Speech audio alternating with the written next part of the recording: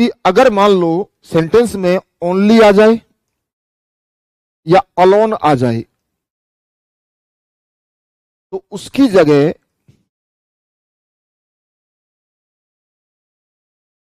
आपको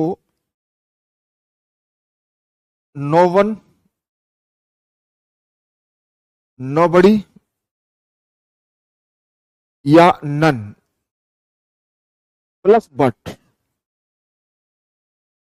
यूज कर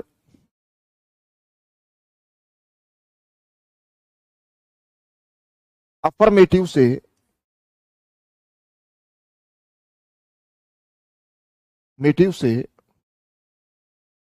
negative sentence में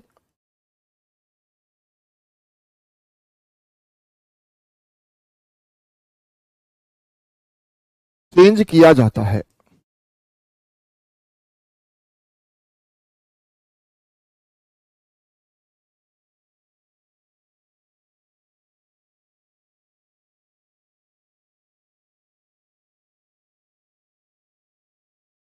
only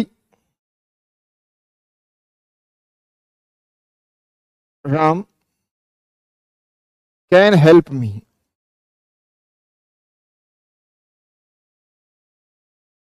only I am going to Jaipur,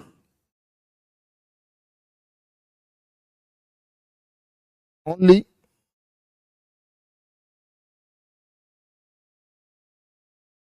my father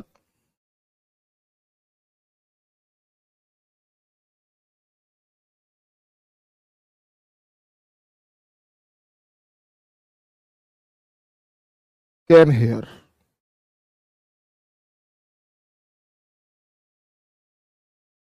केवल राम मेरी मदद कर सकता है। जैसे कभी किसी चीज की जरूरत पड़ती है तो क्या करोगे, क्या बोलते हो आप कि यार केवल राम मेरी मदद कर सकता है। तो इसका मतलब क्या हुआ, आप साथ में फिर ये भी बोलते हो कि राम के अलावा इन तीनों में से कोई सा भी शब्द आ जाएगा ना, राम के अलावा मेरी मदद कोई नहीं कर सकता।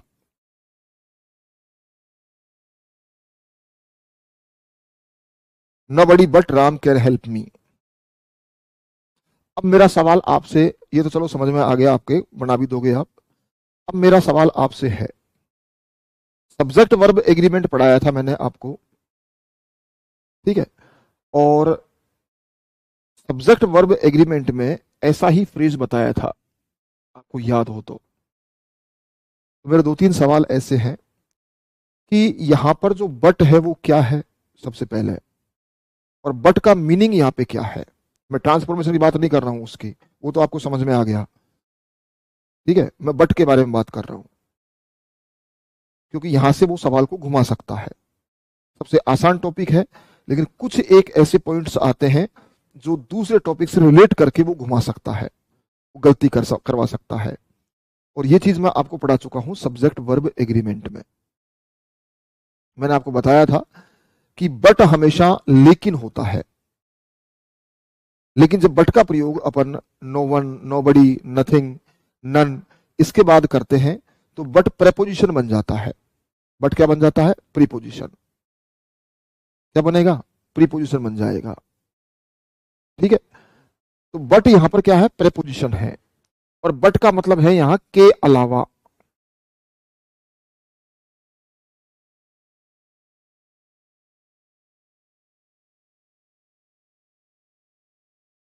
आया याद, नहीं आया?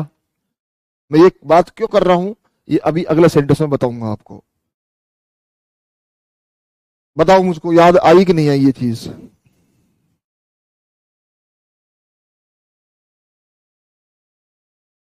हाँ या ना?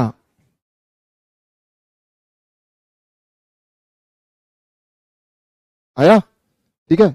मैं ये बात इसलिए कर रहा हूं क्योंकि अब आप लोगों को ये आसान तो है ही, लेकिन अब जैसे ओनली है, इसको हटा दिया आपने, यहां पे नन लगा दिया, नन बट, और आई लगा दिया, एम लगा दिया, गोइंग लगा दिया,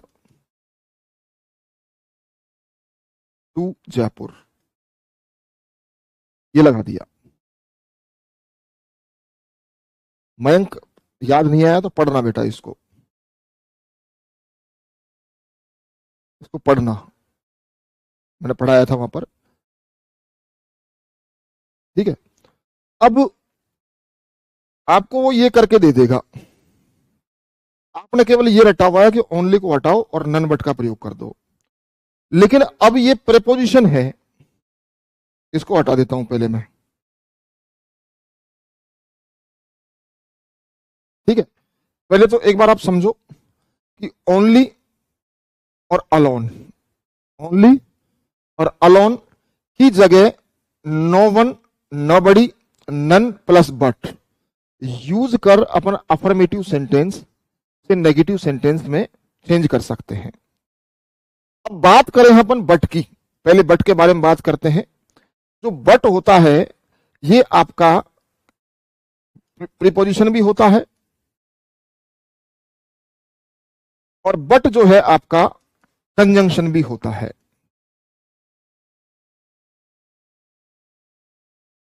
जब प्रेपोजिशन होता है तो उसका मतलब होता है के अलावा या के सिवाय। जब कंजंक्शन होता है तो इसका मतलब होता है लेकिन। क्या मतलब होता है? लेकिन। क्या मतलब होता है? लेकिन। ठीक है, कैसे पहचानोगे कि बट कंजंक्शन है कि प्रेपोजिशन है? ठीक है, तो इसमें आपको क्या देखना है कि ये जो है बट, ये किसके साथ आएगा? नो वन, नो बडी, नथिंग, नन हो गया, नन। इनके बाद आता है तो ये क्या बन जाता है? प्रेपोजिशन बन जाता है। और नो प्लस नाउन के बाद भी आता है ये, है ना। अब अपने इस पॉइंट पे आ जाओ कि ओनली को हमने हटाया तो इसकी जगह नन बट तो आ गया। अब स्टूडेंट क्या करता है कि उसको वो लगता है कि यार ये इतना आसान सा है, ओनली और अलोन की जगह आप no one, nobody, none plus but का प्रयोग कर दो और ये चेंज हो जाएगा, ये इसमें कोई दिक्कत नहीं आएगी। ठीक है, तो अब यहां चलो आपने ये कर दिया, यहां ये कर दिया था, ये ठीक था। लेकिन अब यहां पर जो बट है उसके पहले क्या आ गया? नन। बट के पहले क्या आ गया? नन। तो इनमें से कोई सा भी आता है तो बट जो है वो यहां पर प्रेपोजिशन हो जाता है। क्या हो गया? क्या हो गया? ये बट क्या है यहां पर? ठीक है, अब जब यहां पर प्रेपोजिशन है ये, तो प्रेपोजिशन हो गया, तो अब आपको खूब पता है इस चीज का कि प्रेपोजिशन के बाद में कभी भी सब्जेक्ट नहीं आता है, हमेशा ऑब्जेक्टिव केस आता है। क्या आता है? हमेशा ऑब्जेक्टिव केस। तो यहां ये सब्जेक्ट है। क्या है ये? सब्जेक्ट। तो प्रेपोजिशन के बाद में कभी भी सब्जेक्ट आता ही नहीं है। क्या आता है? ऑब्जेक्ट आता है, ऑब्जेक्टिव केस आता है।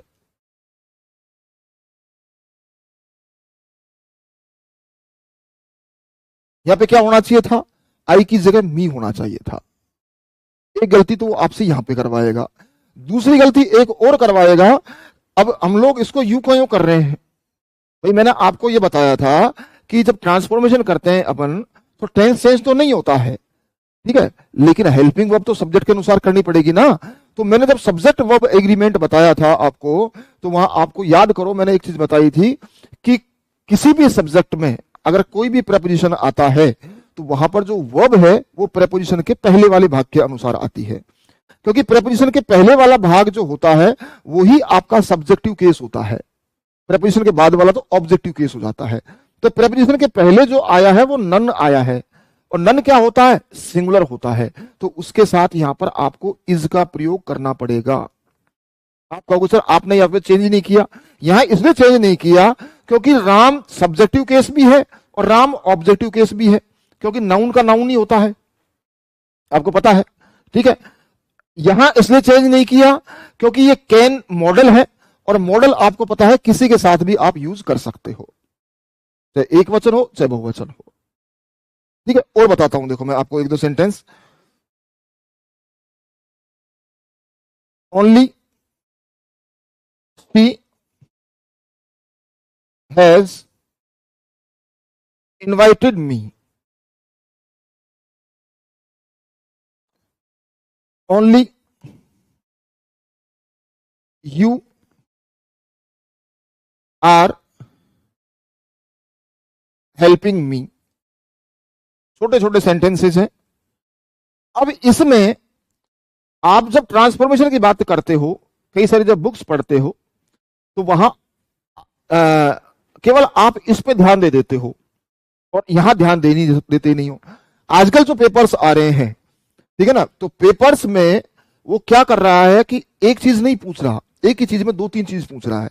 अब अगर वो ऐसा सवाल पूछ रहा है आप लोगों से, तो ऐसे सवाल पूछने का मतलब है कि केवल आपसे वो ट्रांसफॉर्मेशन नहीं पूछ रहा है, आपसे पार्ट ऑफ स्पीच भी पूछ रहा है कि ठीक है ना, पार्ट ऑफ स्पीच मतलब सॉरी, ये सब्जेक्ट और ऑब्जेक्ट भी पूछ रहा है, ठीक है, और आपसे यहां वो वर्ब एग्रीमेंट भी पूछ रहा है। एक ही सवाल है लेकिन इसमें तीन चीजें पूछी जा रही है आपसे। कैसे? यहां पर ओनली को हटा दिया, क्या आ गया? नोबडी। बट आ गया, चलो ये तो आपने रटा हुआ है। लेकिन अब जैसे ही बट आया तो बट यहां पर प्रेपोजिशन है, और प्रेपोजिशन के बाद में कभी भी सब्जेक्ट नहीं आता, क्या आता है? हर आएगा। नोबडी बट हर, ठीक है। अब चलो यहां पर जो है हैज की बात करें अपन, तो हैज शी के साथ भी हैज आता है और नोबडी जो है उसके साथ भी हैज आएगा क्योंकि सिंगुलर है। इनवाइटेड मी, इसकी बात करें तो ओनली आ गया, नो वन, बट। अब इसके बाद में वही प्रेपोजिशन के बाद में ऑब्जेक्ट। अब यू जो है, यू जो दिया हुआ है, ठीक है, तो वो क्या है? आपका सब्जेक्ट भी होता है और ऑब्जेक्ट भी होता है। तो यहां पर ये यू का यू आ गया। लेकिन अब जब आप वर्ब एग्रीमेंट की बात करोगे तो ये भाई यहां पे आपको यूज करना है। मान के चलो आपने ये यूज कर लिया, ये वर्ब है, वर्ब के पहले पूरा का पूरा भाग क्या हो गया? सब्जेक्ट। और सब्जेक्ट जो है उसमें प्रेपोजिशन आ गया, तो प्रेपोजिशन के पहले वाला भाग तो हो गया आपका कौन सा? Subjective case. और इसके बाद हो गया कौन सा? Objective case. और जो वर्ब यूज होती है आपकी, वो होती है किसके अनुसार? प्रेपोजिशन के पहले भाग के अनुसार। तो इसके साथ में इज आना चाहिए था। आप लोग खुद बोल के देखो ना सेंटेंस को, सेंटेंस खुद बोल के देखो, क्या कि केवल तुम मेरी मदद कर रहे हो। हिंदी में बोल के देखो आप, केवल तुम मेरी मदद कर रहे हो आ गया। हो का मतलब तुम के हिसाब से बोल रहे हो आप। लेकिन जब आप इसको ट्रांसफॉर्म करोगे तो वहां पे क्या बोलोगे? कि तुम्हारे अलावा मेरी मदद कोई नहीं कर रहा है।